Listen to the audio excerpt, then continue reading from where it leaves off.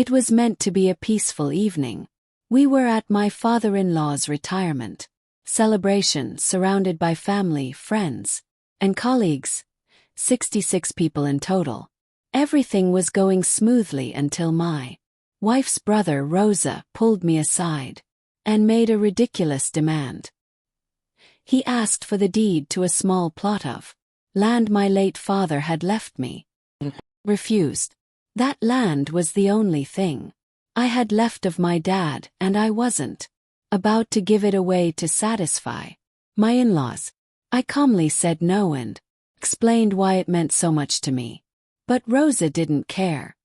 He raised his voice, drawing attention from nearby guests. I tried to walk away, hoping things would settle down.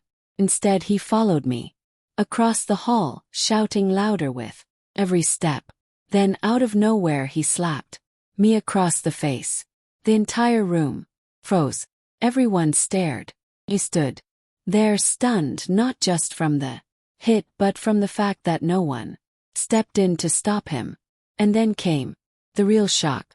My wife clapped. She actually clapped in front of everyone. Some people even chuckled, awkwardly unsure what to do.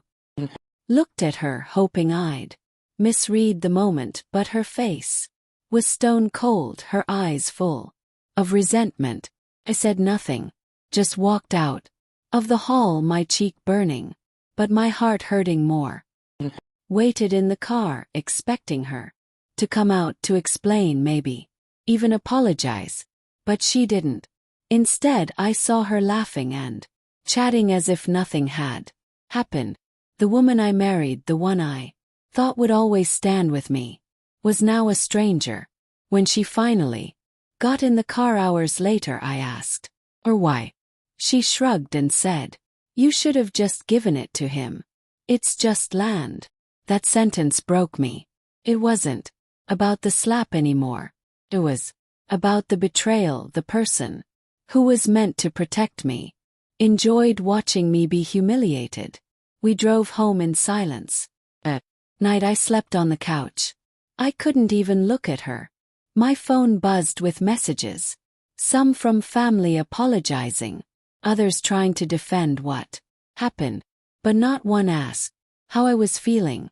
No one asked how it felt to be hit and shamed in front of a crowd. Days went by. She never mentioned it, never said sorry. She acted like nothing had happened, like our marriage hadn't fractured in that one moment. I cut off all contact with her brother. And every time she said his name, I felt that slap again. Eventually, I stopped trying. Once trust is broken, it's nearly impossible to fix, especially when the one who shattered it feels no regret. Told her I needed space. Her reply, cold. Do what you want. A week later, I moved out. Got a small apartment near my office. Nothing fancy, but it was peaceful. For the first time in years, I could breathe. I stopped going to family events, ignored her messages, and refused to meet her brother, no matter how many times she claimed it was a misunderstanding.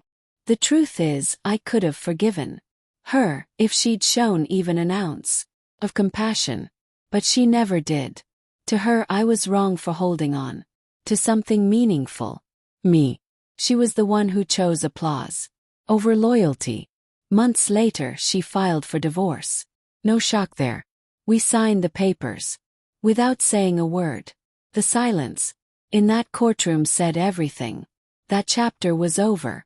But sometimes when I visit that land, think of my father, then I remember that night, the slap, the silence, the clapping, and I realize I lost a marriage, but I kept my self-respect.